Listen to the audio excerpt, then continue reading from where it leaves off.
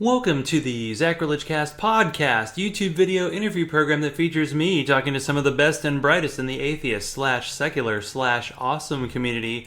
This is episode number 199. I said 199 last time, but this is really 199.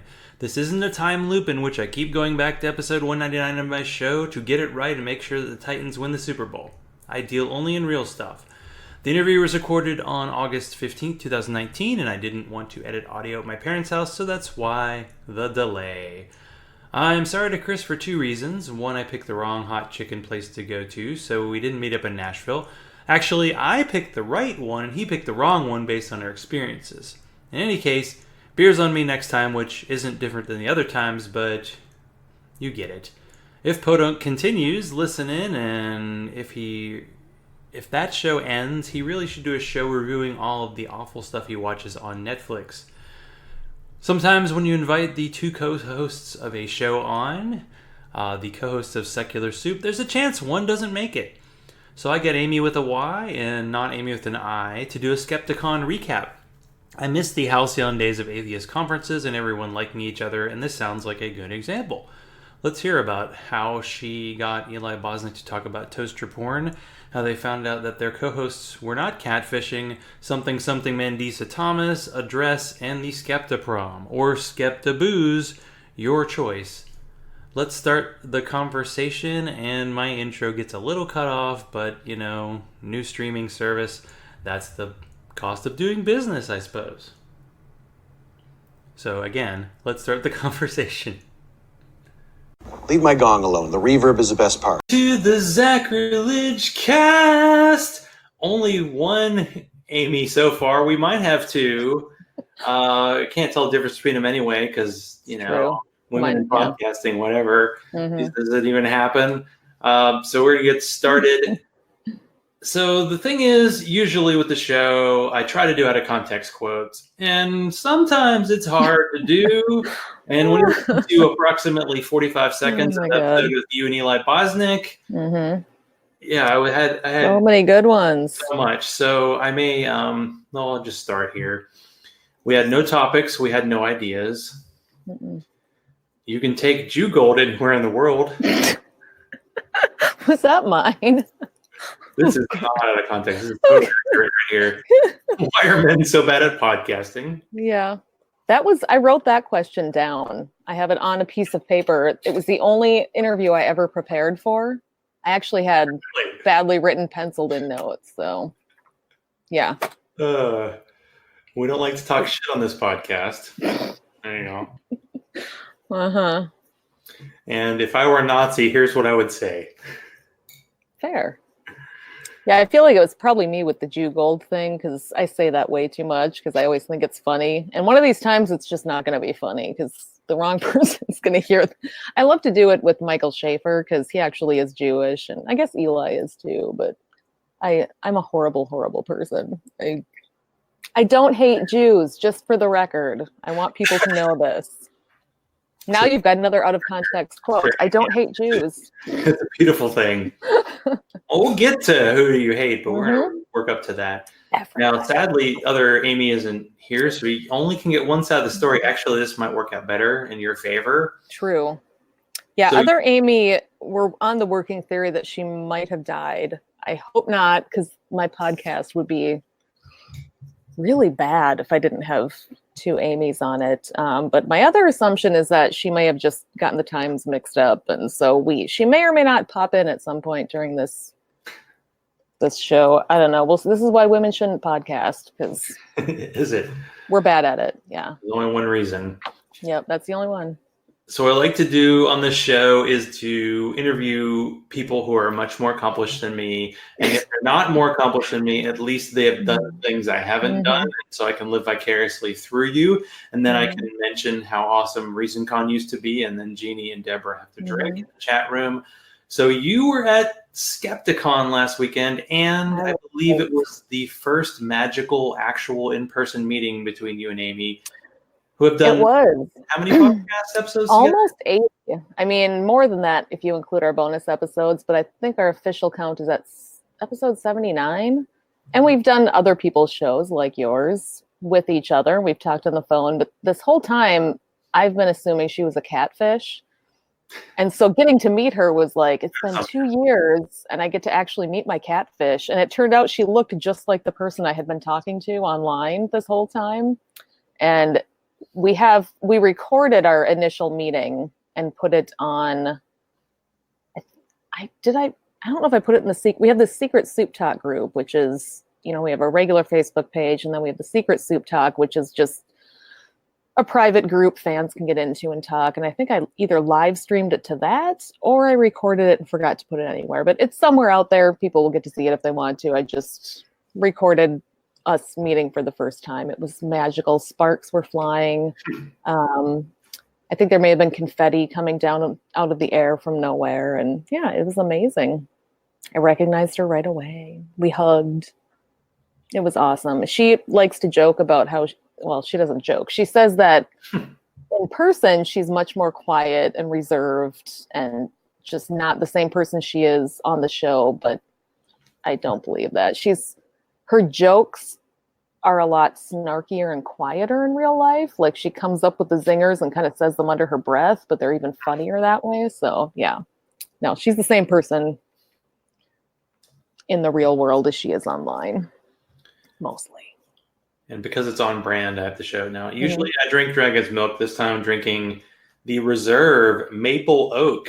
So it's like Dragon's Milk, but with like maple syrup added. So just think nice bourbon barrel with a bit of maple, and there's like a slightly bitter finish, and sometimes the sweeter adjuncts don't help it, but I still enjoy it. And sometimes they do ones that I don't like, and this is a good one. I'm drinking tap water. This came right out of my sink upstairs. It's not even filtered. It just came right out. Oh, nice. I feel like I've never actually, this is still in its virginal state, my Zachrilege soup. And of course, not the first one. I love it. No, Tom and Cecil got the first ones. This is the original soup mug the first one I ever made. Secular soup. So Amy with an I has a matching one to this, and then Marissa also has a purple one. And I think a couple more people got these purple ones before I couldn't find the purple ones anymore. So I think Rich might have. I don't remember. But yeah, number one on the Rich list, or is he down? Well, editor Rich is still number one on the Rich list, and I got to meet him for the first time this weekend as well. And Rich and Deanna Joy Lyons, who are fucking amazing people. Like, they're cool online, and Deanna does our intro for us. She's the one that reads our whole intro thing, and she's got the most calm, quiet, chill voice on the planet. And getting to have conversations with her, listening to that voice, it was surreal, because I'm used to hearing her on podcasts talking about very serious things, and we just had all these fun chats while we were out being dirty smokers, because we were two of the only people that smoked. So maybe I'm not supposed to tell people she smokes. And she was outside with me while I was smoking, and yeah, we would have fun conversations. And Rich was fantastic, and yeah, that was kind of the best thing about the whole conference, was everybody I met was at least 50% better than they are online, and they're pretty cool online. So meeting them in person was just like, not a single one of these people is terrible in the real world. You're never sure when you're just interacting with people online, but it was amazing. Zach, you missed out. What's the show that the Lions do? Because that was one of my early podcasts that dropped off.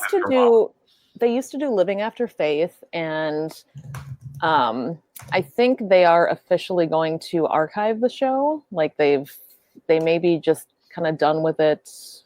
I think. I'm not entirely sure. I know they haven't put out an episode in a little while, because Rich has been editing for us and editing for Nathan Dickey's show, and just doing a lot of his time's been spent doing that, and we are grateful for that, because we get free editing, and it's really good editing. But I think they may be ready to finish up Living After Faith, and which, it's been a show for a long time. And it's one that if you haven't ever listened to it, you should go back and just listen to their back catalog, because they have amazing episodes where they do some great interviews. And it's especially for people who've come out of an evangelical religion, or really just any kind of real serious religion, I guess. It's good to kind of listen to two people who are working their way through that. But yeah, just fucking amazing.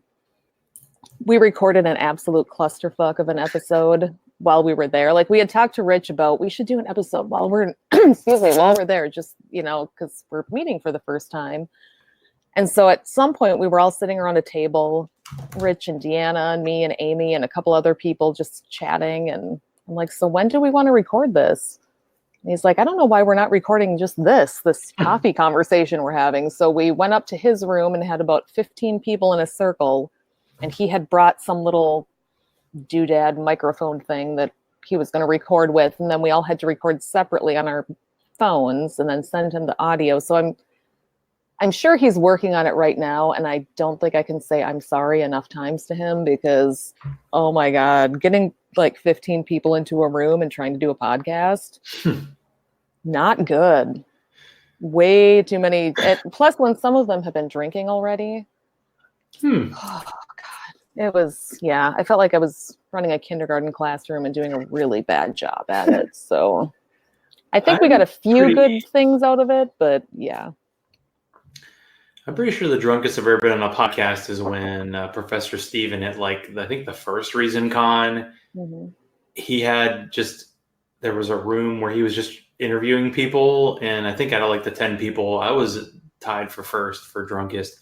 And he was asking me the kind of questions a presuppositionalist would ask an atheist. And I was like, I don't know. I never heard this question before. It was just bad.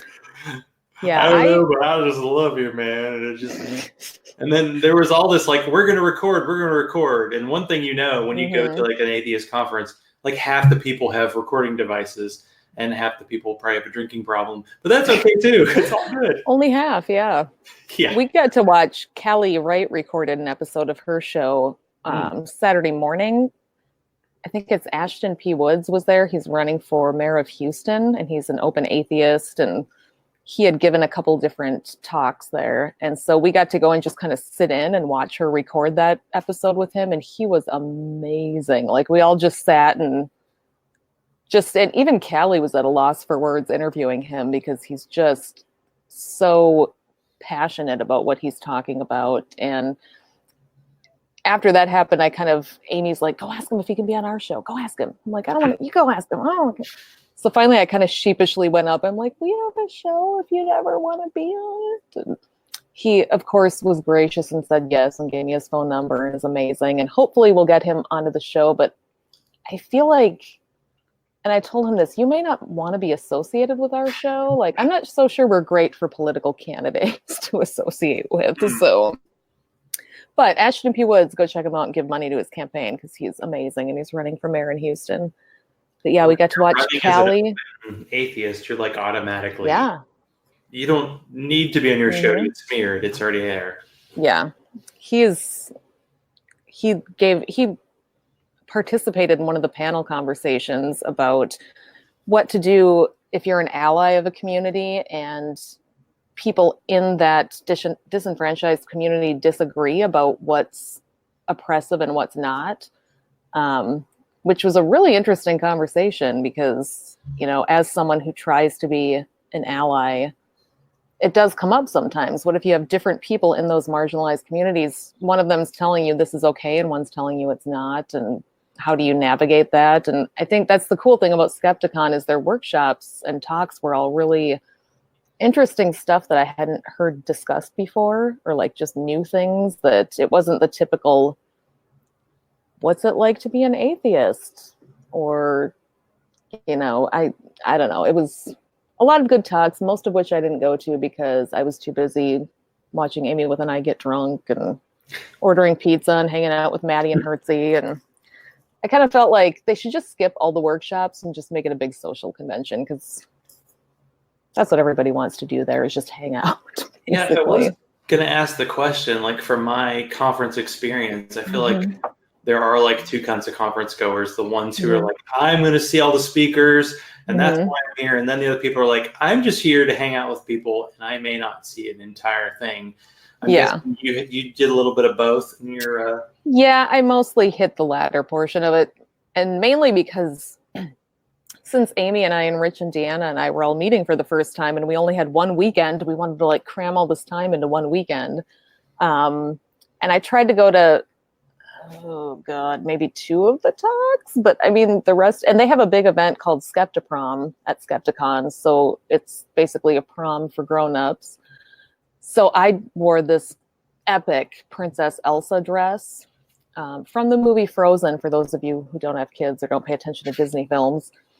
So I had this amazing Disney princess dress with my crown and a full set of over-the-top costume jewelry. And Amy had like a tutu and this.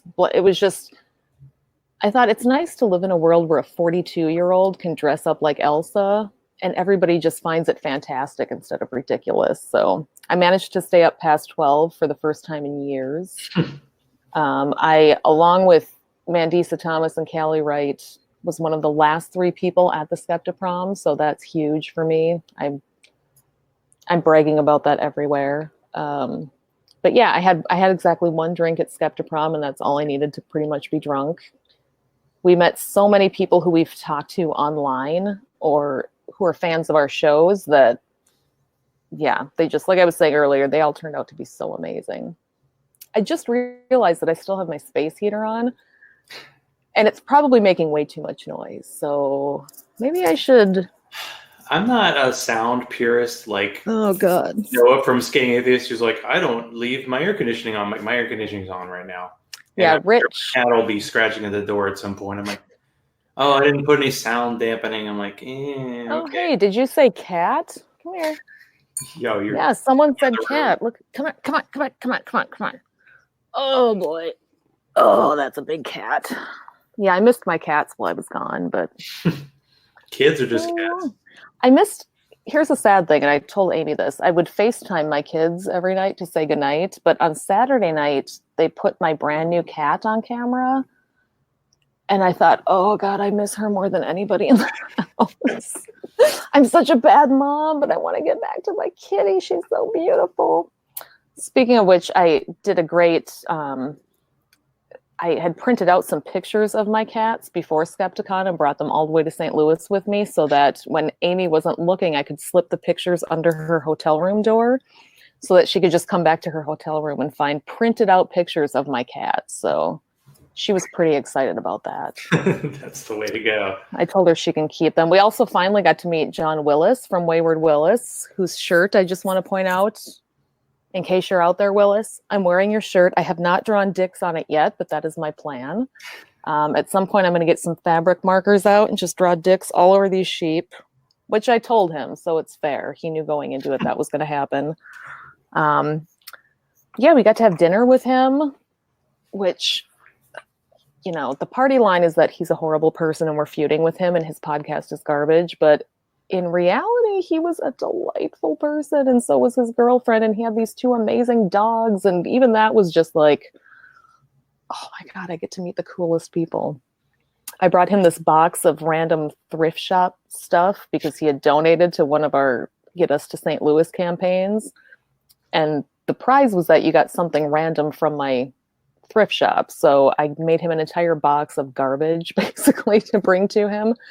And I recorded him unboxing the whole thing. So that video still needs to make it up onto, I think I'm going to put it on our Patreon page for the patrons just to entice some people in case they want to see our podcast feuder, Willis, opening up a whole box of garbage I bought him. So good times. We ordered a pizza and yeah, it's a fun conference. So clearly I need to up my extras game. I need to do like beer openers or something, you know, something different than I remember. Yeah.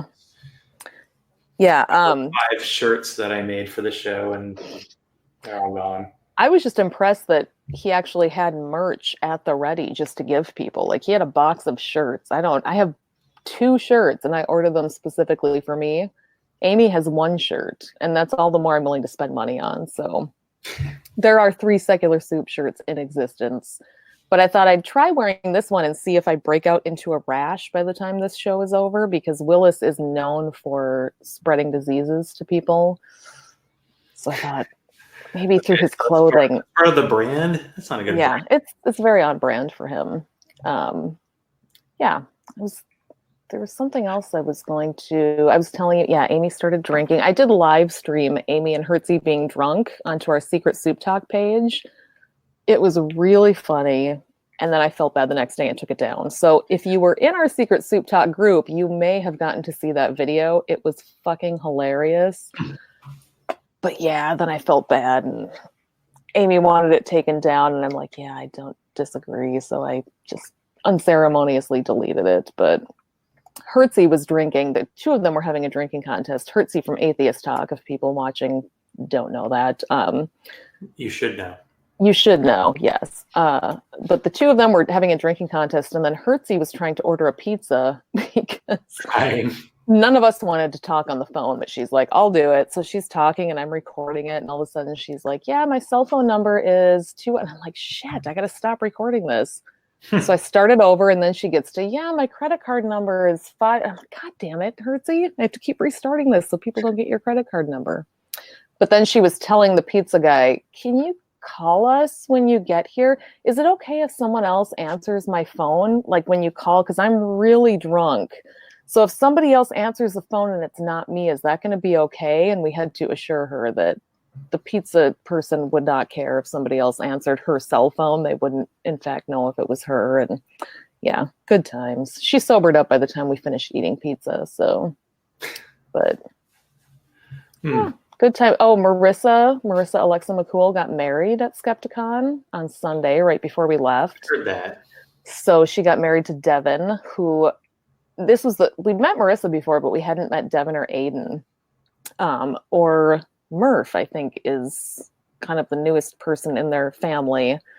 And Devin and Aiden, just what fucking amazing people. Like Amy and I were both just, oh my God, they're so awesome. Just talking to them. Devin was in on our 15-person podcast. And yeah, they had this just cool little kind of small wedding. We got to be there for it and see it. And as soon as we were over, we were like, yeah, time to go back to Minnesota. We're all tired. We can't stay any longer. 8-hour drive home. And yeah, so I'm really wondering if Amy's dead now, because I still haven't heard from her. And it's like a repeat of this weekend when I had to keep texting her, are you dead? And she wouldn't respond to me. And I thought it was going to be a real bad outcome, because then I would have texted all these times, are you dead? And then if she really was dead, I was going to look really bad in those text messages. So turned out she wasn't. She came to the Skeptiprom also.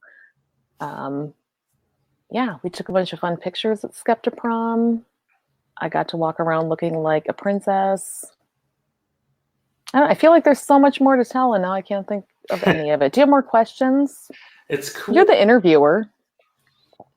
That Callie do the wedding because yes, at the end of NanoCon, last year's version, she got married, and that was like the great gathering. And then like usually you go to a wedding and there's like a reception. In that case, the second it was over, everybody's like, okay, gotta go, got a flight, I'm driving home. Yep. Done. It's like good to see everybody, but yeah, that's pretty much what this was. And case you have a certain amount of time and then you're done.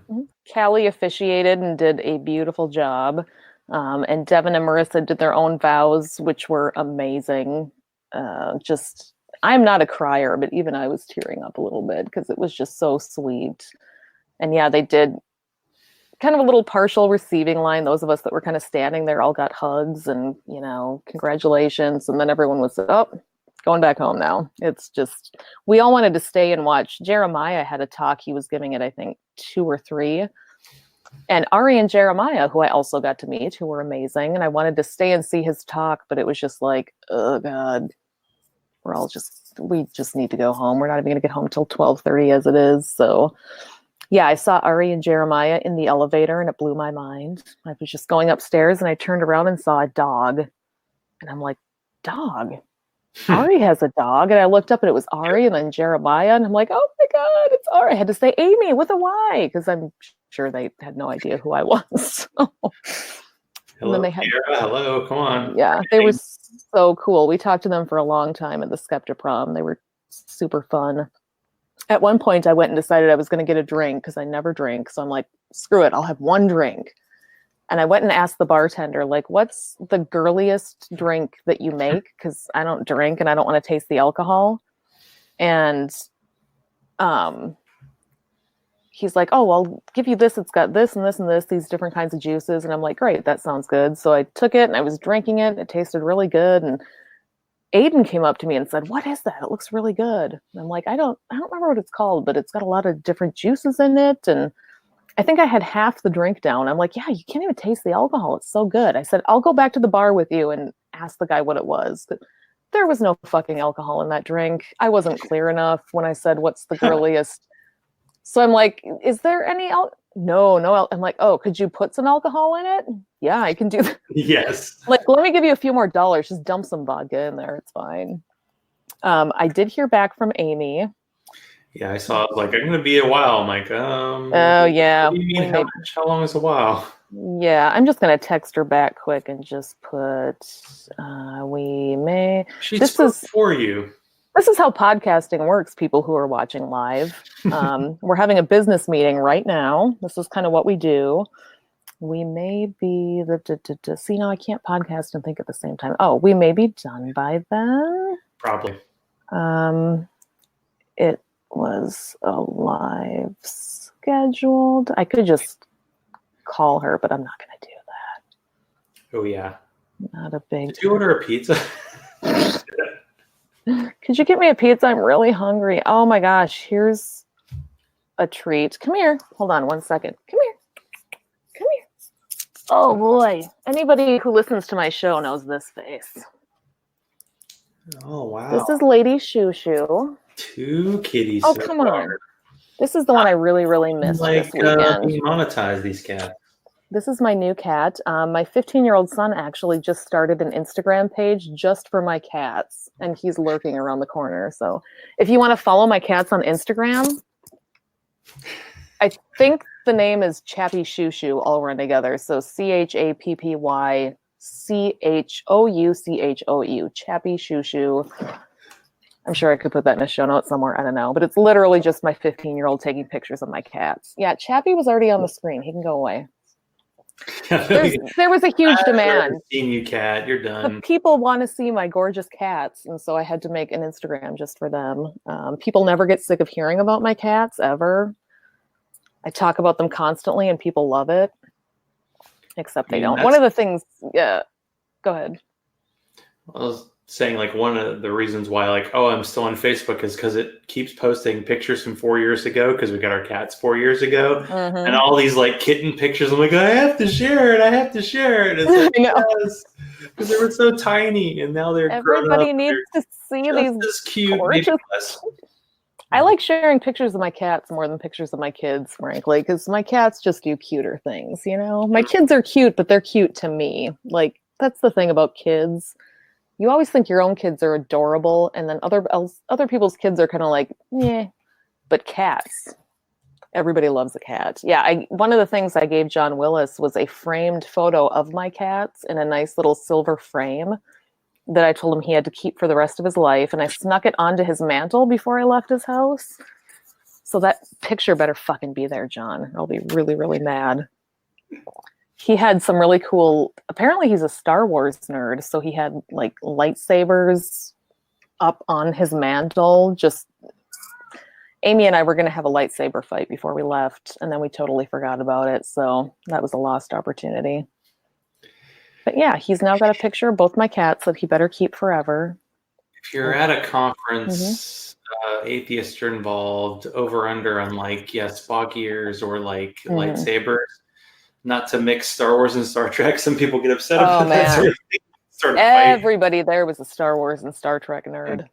Total nerds. Yeah, we had to, on our way home, apparently we were going through Riverside, Iowa, which to me is that's just a town in Iowa. I have no idea, but the other three, I was riding with Maddie Love, her wife, and then Hertzie. The four of us drove together, and they're like, is it okay if we stop in this town just really quick for like 2 minutes? And they had to explain to me that it's the future birthplace of Captain Kirk, I think. Mm-hmm. I don't follow Star Trek. I don't know. But I assume Captain Kirk. And then I was like, I don't understand why it's the future birth. Was he not born yet? And they had to explain the whole, he's in the Star Trek universe, it's in the future. So yeah, it's a whole thing. But that town actually has little banners on all of its light posts, and they have a little memorial, or I guess it's not even a memorial because he hasn't been born there yet, but they have this little statue plaque thing. So everybody had to get out and take a picture next to it. And I waited in the car and looked at pictures of my cats because, but yeah, lots of Star Trek nerds, lots of Star Wars nerds. I don't know anything about either one of them. So I guess I was the odd one out at this convention. But so for anyone, you could sell like to atheists, like, hey, I don't drink and I'm not like into Star Wars or Star Trek. And I had a great time. So there you go. Totally. Like, I'm not into nerd stuff unless it's musical theater. Totally into musical theater, but the atheist musical theater community isn't that huge, surprisingly. Like, it's not, there's some of us, but it's not a huge thing. So yeah, if you're going to go to an atheist convention, you're much more likely to get into a deep discussion about Star Trek and what it has to do with humanism. And then Star Wars and whether Star Wars is better than Star Trek or vice versa. And which Star Wars is better than the other Star Wars. And I just sit there looking like a deer in headlights because I have no fucking idea. But if you want to talk to me about musical theater from 1995 and beyond, I'm your expert. And yeah, I think I'm the only one who doesn't drink either. Everybody had just bottles of liquor in their hotel rooms. And I'm like, I feel so out of place here. Amy actually they went to the liquor store and they found something on sale called vodka. Oh. Which, as you might guess, is a mix between vodka and tequila, and it was on sale. So they had to get a whole bunch of vodka. I don't know who ended up with that by the end of the trip because Amy was never going to drink again. So I think somebody's got a bunch of vodka out there. Deanna and Rich probably tried it. Yeah. I was like, no, I'm going to stay away from that. But I can remember driving home from ReasonCon the last time and the hangover and getting like fast food on the way home and like that might saving my life. And I think it was like 3 a.m, like going for a walk by myself because I'm like, this will sober me up. No, unless I walk for 4 hours. Yeah, not going to happen. So there you go. So it worked out very well. So musical theater, is there good musical theater up there in the Minnesota land? What the fuck, Chappie? Hold on. Don't do that. Yeah, tell a cat not to do ruining my podcast. Don't do that. Good luck with that. Anyway, yeah, we don't get a ton of musical theater here in Minnesota, but we do get the traveling Broadway shows. So when they're on tour, they always stop in Minneapolis. So I used to try to see 1 or 2 shows a year, but then I got all poor. So now I can't justify spending money on Broadway tickets. I have to spend it on my mortgage and boring shit like that, which is why it's nice that our show has patrons, because that's how we could both afford to go to Skepticon. Like, we would not have been able to afford to get the hotel rooms and to pay for the gas money and eat while we were there. So it was nice to be able to use the Patreon money for that and for vodka. So to any of our patrons out there, you have paid for vodka. You bought Amy some vodka and she got really, really drunk. So totally worth it.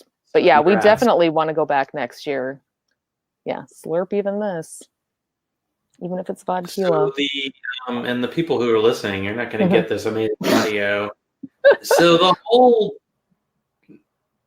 penis thing's a joke, right? I had a question on here somewhere. Like, so when you were like drawing dick number 100 on a soup mug, do you think to yourself, "This is my calling"? I kind of do. Like, it's amazing that I can just go through life drawing dicks on things when I really had zero interest in this like a year or 2 ago. The only reason I did it was because I was making Tom and Cecil soup mugs. And since we're podcast feuding with them too, I had to think like, what is offensive that I can put on these soup bowls that they'll definitely notice? So I put them on the bottom because I thought it'd be funny if they use the mug, because then you tip it up and there's just dicks all over the bottom. But I thought I have to do more than one because they suck and we're feuding with them. So I put at least 3 on each one. But then it turned, once people saw that, they were like, I want a dick on mine too. So, oh my God. Now it's this whole, now I have to, and then it turned into the more I like you, the less dicks you have on your mug. So the fact that you only have one, I think you and Rich, second favorite Rich, are the only two that only have one. So, yeah. Yeah, Larry, Yelling Man from Man Yells at News, requested a mug specifically with as many dicks as I could fit on the mug. That one was fun. I mean, I got to sit and basically play Tetris with them and figure out where I could fit more dicks on that. It's a work of art. But yeah, as time goes on, I'm like, I'm fucking 42 and I'm drawing dicks on things. How did it come to this? This is what happens when you start a podcast. But now that it's a thing then I had to do it for Wayward Willis's mug because we're feuding. We're basically feuding with everybody. And if we're not feuding with them, we're breaking up their podcast. It's kind of our calling card. So now that we had Eli Bosnick on our show, we're working on breaking up their show too. But there's 3 of them instead of 2. So it's a little tougher when it's 3 guys on a show. We're going to have a whole new strategy. I don't know. I did at one point during the Skeptiprom, somebody came up. I had brought these little cards with our podcast name on them, and some guy came up and he's like, so what do these table centerpieces look like to you? Because somebody had made them and they were supposed to be bottles of like blood of children or I don't know, something weird. And he's like, so what do those look like? And I'm like, it looks like a baby bottle. It's like, yeah, that's what most people are saying they look like. And I'm like, that's definitely what it looks like. And we got to chatting. I'm like, hey, I have a podcast that you should listen to. I was just aggressively marketing. He's like, okay. I'm like, do you know who Eli Bosnick is? Yes. I'm like, if you like Eli Bosnick, you need to listen to our show. Here's the card. Take 5. Tell all of your friends. So he better be fucking listening to this show because I'm going to be so mad. Then we got to meet Don Ford Jr., who does some voices on Scathing Atheist and God Awful Movies. Hertzie knew him, so he came to breakfast with us, and he sat down and looked at Amy and I and said, I was just listening to your show. And that had to have been the highlight of the whole weekend. Like, what? For real? You're not just saying, like, he had just been listening to our show, and it blew my mind. Maddie got one of those in the elevator. I was talking to Maddie, and someone right behind her said, are you Maddie? Are you Maddie Love? And she's like, yeah. And he said, oh, I listen to Atheist Talk. I love your show. And I think her heart just melted. Like, oh my, there's people out there that actually hear the things that we do. And it's not just us yelling into a microphone, which is always super cool. So yeah, I like the Atheist Talk because it got to be the earliest time during the day that I got to be on a podcast and still drink. So it was like, I think it was like 9 on a Sunday. And I'm like, of course I'm going to have a beer, you know? Yeah. But I can't curse, but I don't really, when it comes to cursing, I don't usually lead. Mm-hmm. So I usually follow and I'm like, yeah, go ahead. So I was like, I think it'll be fine. I don't even know how to podcast without swearing anymore. So if I go on Atheist Talk, it's so hard because you can't swear in there because they're on the actual radio. So you have to rein yourself in and be like, I could actually get in trouble for this. Like I can't, but it's second nature now. Swearing is just what I do when I'm podcasting or doing anything else. So how do you stop yourself from swearing? Like, oh my God. So you had like Eli Bosnick do kind of your closing on your show. We did. When you had him on your show recently, was that the first time he was on? It was, yeah. In fact, it was the first time we'd ever really talked to him. Like the story behind that soup creed is before we started the show, I had contacted Tom and Cecil, just sent them a message on Facebook and said, we're starting this podcast and we're going to feud with you, just so you know. Like we were just telling them ahead of time, we will be feuding with you. You can participate or not, but we're going to do it. Just wanted to give you a heads up. And they wrote back, cool, we're always up for a podcast feud. And then when we came up with the soup creed, I sent Cecil a message and wanted him to do it. I'm like, is there any way I could talk you into doing this so we could put it at the end of our shows? And I wanted him to like do an impression of Tom while he was doing it because I thought that would be funny.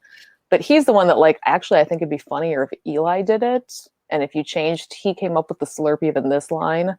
So he's like, I think if you worded it this way, and I'm like, you would get Cecil talked to Eli and got Eli to record it and then sent it to us. So I had never talked to Eli before. He just was kind enough to record something that he had no idea where it was going to or whose it was, and sent it to us and let us use it. And I had messaged him a year or so ago just asking him to be on the show, and he had agreed to do it. I just never followed up on it because I'm lazy, and that's why women shouldn't podcast. But I finally got back to him and got a specific date nailed down, and he did it. And I wrote questions down, which is very unlike me. And yeah, it went really well. We had so much fun talking to him and talking over him mainly, and getting his ideas on things while we continued talking over him. But he said that's one thing that would have made it better, is to have had him and the scathing guys there, or even Cod Dis. I hate to say it, but having Tom and Cecil there, I mean, that would have been okay, meeting them. I guess they're too big to go to stuff like that. So, well, when you invited Eli mm-hmm. on your show, Mm-hmm. did you have a bet between the Amy's as to when toaster porn would come up? We didn't. That was something that really came up quite organically, surprisingly enough. Yes, that's a good turn. Okay, yes, I see. Okay, my son is showing me that he's updating Instagram. So go check out our cat Instagram, because there's a new picture on it. Yeah, no, the toaster porn thing, that was all Eli, and that was spur of the moment. He's a real pro, so he came up with toaster porn all on his own at the last minute. Like I said, we had some questions at the beginning, but it just evolved from there, and that's kind of what our show always does. So yeah, it was a good time. I think the highlight of my entire trip to Skepticon, even though I've said there were many highlights, the true highlight was that my Elsa dress that I wore was constructed in a way that I could get it onto myself but not back off, because of how it fit and where the zip, like I literally had to have somebody else pull it off of me from the top. And so my original plan was Maddie was going to do that, or Amy, or Hertzie, or Deanna, or any of the people I was hanging out with. Someone was going to do it for me. And then I stayed up later than all of them and totally forgot about it. So I'm the last person up going, how the fuck am I going to get this? I'm going to have to cut it off of myself because I can't get it off. And everybody went to bed. So I'm outside smoking, and I look in and I see Deanna and Rich standing there with Callie and Mandisa. And I'm like, oh my God, I run back in quick. I'm like, Deanna, I can't get my dress off and everybody went to bed. What am I going to do? And Mandisa kind of looks, she's like, what? I'm like, I need help getting my dress off. And she's like, oh, I got this. I got you. And I just like, really? So I got to go back up to Mandisa's room and have her take off my dress for me so that I could put pajamas on. And it was amazing. So I told everyone in my secret soup talk group, go ahead and spread that rumor. Mandisa took my dress off for me. It was everything I thought it would be. So amazing. Nobody else can really, maybe other people can say that, but I'm the first one I've heard saying it, that Mandisa Thomas took my dress off for me, and it was fantastic. So if nothing else, I got that out of this weekend.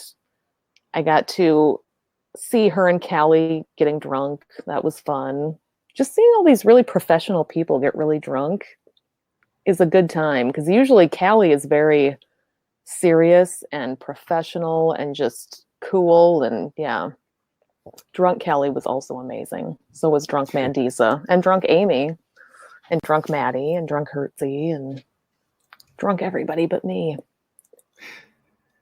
Drunk everybody but me. I tried to have my Skepticon good experience. Something you might try to do again. I would give it 10 going to do stars. it again next year. 10 stars out of 10, and we definitely want to go back next year. So the only thing that would keep me from going back next year is if Amy really did die. So she better not do that between now and then, because I really want to go back. Everybody that I talked to wants to go back next year. We had such a blast. And I would, even though I didn't make it to a lot of the talks were very interesting. And the ones that friends of mine went to, they all loved them, and they had great speakers and great topics. They had a great merch room. I got to meet Dr. Daryl Ray. He was there. Another person who I hear him on podcasts all the time. And then I hear him talking, and I turn, and it's just him, and he's standing there, and he had a table for the recovering from religion. So we got to see that and got to see how their whole hotline works. I got to meet the person who wrote the Brick Bible, which I think is huge, but everybody else is like, what's the Brick Bible? Like, it's the Lego Bible. Everybody's seen it. So I got to meet the person who wrote that. And yeah, Nick Fish was there from American Atheists. Mandisa was there. It's always a good time when Mandisa's there. Yeah, highly recommend. Definitely more people need to go because it was big, but it was not big enough. We need more people at the Skeptiprom. It's just cool to be able to get dressed up once in a while. I live in the Midwest and I'm 42. I don't get to dress up that often. So bringing out the tiara and getting the dress and everything. Just for podcast, right? Yes. I was kind of hoping Amy and I would show up like for the last 2 seconds of the show, but it sounds like that's not happening. Yeah, she had to pick up her co-hosts and have a backup. At least one person shows up. That's true. You get one of us, and that's 50% is good. So, yeah, she was late picking up her kids, and it's a whole thing. Again, children, don't have kids if you're going to be a podcaster. It sucks. You just can't. They ruin everything. Cats are fine. You can have cats, but kids ruin your podcast. And they whine when you're going to leave for 4 whole days to go to St. Louis. They're like, how am I going to get through 4 days without you? And it turned out they were fine. They lived. I got to spend 4 whole days away from my home and nobody died. So yeah, I was excited to go, and it turned out even better than I thought it was going to. So the only complaint I have is the hotel they had it in needs some work. There were some problems with the hotel, but even then, totally fun. Can't recommend enough. 11 stars out of 10. Everybody go to Skepticon next year. It's going to be the weekend of August 14th in St. Louis. It's great because it's this spot right in the middle of the country. So no matter where you live, like, it's right in the middle. It was an equal distance for Amy and I. It's free. It's like the only free atheist conference that you don't have to buy a ticket to. They run totally on donations. They have a code of conduct, which I hear is a negative for some people in the atheist community. Yeah. So if you really like going to conferences just to be a dick to people, probably don't go to this one because they don't put up with that. But if you want to go to have fun and meet people and have a great time, this is the one to go to. Yeah, I didn't have to worry about awkward dudes in elevators hitting on me. That never happened, so that was good. Yeah, met all kinds of random people that I had tons in common with. Just going outside to smoke, you meet like 4 or 5 people that are there at the conference, and found someone to help me out with video stuff for the podcast, and good time. I wish I was still there, but now I'm home working and talking to you. So yeah. So sorry. I know. So yeah, Amy apologizes that she couldn't be here. Yeah, like, can I come on? I'm like, yeah, we'll be asleep in about 20 minutes. So yeah, probably not. It was a time zone thing. You could have her on just by herself, just to get back at me if you want. I mean, I'm sure she'd be up for it. She drinks a lot more, so she's more fun. You should have her on just to talk shit about me and see what she has to say. I'm up. Break up a podcast, so to speak. Yeah, or we can feud with our own podcast, because feuding with other podcasts is getting old. And we do like breaking up dudes podcasts, but we haven't tried breaking up a female-led podcast. So yeah, we could go for that. So did you, well, this is assuming you had any respect for me beginning. Did you lose all respect when I actually had Cogdis on my show? I mean, I was disappointed. I didn't lose all respect. I just had that feeling the first ever recording from the new Glory Hole Studios. At least I had that going for me. It's like when you're a mom and your kid just does something that really lets you down. The secular soup mug on the floor. I didn't see that. Probably. I think they probably stomped on them. And they had Eli's bowl too, and they wrecked that. So I made sure to ask him about that on our show. Why did they have Eli's bowl again? Because when I sent it, I didn't want to have to get Eli's home address because that was just weird. Although I did get it eventually, but he made me promise never ever to dox him or his wife. So I pinky sweared I would never do that. But he was going to be in town for Tom's wedding the weekend I was sending them. So Tom and Cecil were like, yeah, just send his because he's coming for this wedding anyway. And then we'll all get him at the same time. You only have to send 1 box. It works out great. But they didn't get it until like after Eli left, so they still had his, and then they broke in the mail. Well, they broke in the mail. I think they broke when they got them, and they just smashed them to bits. And so yeah, Eli. That would have been good video bonus. That would have been funny. Right? Yeah, just get a sledgehammer out and make a video, and we're up for that. We love feuding. They're really bad at feuding. We feud at them, and they never feud back at us. So I guess you could say they're winning because they just ignore us, and that's how they feud. But I think they're probably we're winning. I feel like they're winning because, like, they make a lot more money. So podcasters who have, I think, like enough people following them and supporting them for them to do it, but they have like day jobs. They're both like, meh. This is just a hobby we do, and it really is. Oh my God, they make a shitload of money for a hobby, man. Oh, I go on Patreon and I die a little bit every time I see how much they make and Scathing makes, and oh my God. I want that. I did ask Eli how to get that sweet Puzzle in a Thunderstorm money, but he didn't have any solid ideas for me, so I don't know. I give away your secrets. I totally understand that. That's true. I think being a dude is one of the secrets, so I'm going to assume that everybody who gives them money is sexist for not giving us money. Dudes. Yeah, no, they're just... With another dude lawyer. Hello. Yeah, there's that dude lawyer, too. That we need to break up Opening Arguments, because that's another show that's just ripe for breaking up. Like, Thomas and Andrew, I don't think it would be hard to break those two up. I'm not sure how we do it, but... yeah. Just start spreading rumors between the two of them.